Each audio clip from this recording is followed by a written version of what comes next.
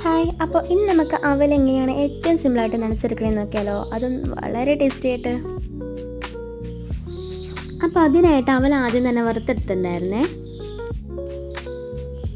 അതിനുശേഷം അതൊരു ബേസണിലേക്ക് മാറ്റാം. ഇനി നമുക്ക് അവലിലേക്ക് ആവശ്യമായിട്ടുള്ള സാധനങ്ങൾ എന്തൊക്കെയാണെന്ന് നോക്കാം. കുറച്ച് ശർക്കര ചിരണ്ടിയത്, കുറച്ച് തേങ്ങ ചിരണ്ടിയത്, ഇഞ്ചിയും ചുവന്നുള്ളിയും അരിഞ്ഞത്, പിന്നെ ഏലക്കായും ചെറിയ ജീരകവും. ഇത്രയും സാധനങ്ങളായിട്ടാണ് ഞങ്ങൾ എടുത്തേക്കുന്നത്.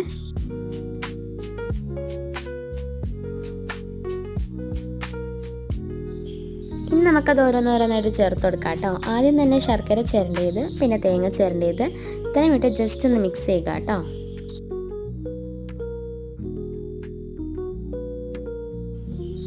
അതിനുശേഷം അരിഞ്ഞു വെച്ചിരിക്കുന്ന ഇഞ്ചിയും പിന്നെ ചുവന്നുള്ളിയും കൂടെ ഇട്ട് കൊടുക്കാം.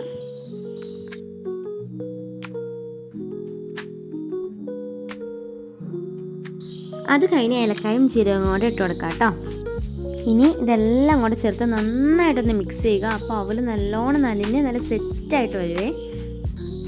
അവൽ നല്ലോണം നനയുക എന്നുള്ളതാട്ടോ ഇതിൻ്റെ ഏറ്റവും വലിയ ഹൈലൈറ്റ്. അങ്ങനെ ഉമ്മച്ചി അവലൊക്കെ നനച്ച് തന്നിട്ടുണ്ട് കേട്ടോ. ഇനി അതിനകത്തേക്ക് ഒരു 2-3 ചെറുപഴം ഇട്ട് കുഴച്ച് ഒരു ഗ്ലാസ് കടുചായം കൂട്ടി തിന്നുക. ആഹാ, സൂപ്പർ.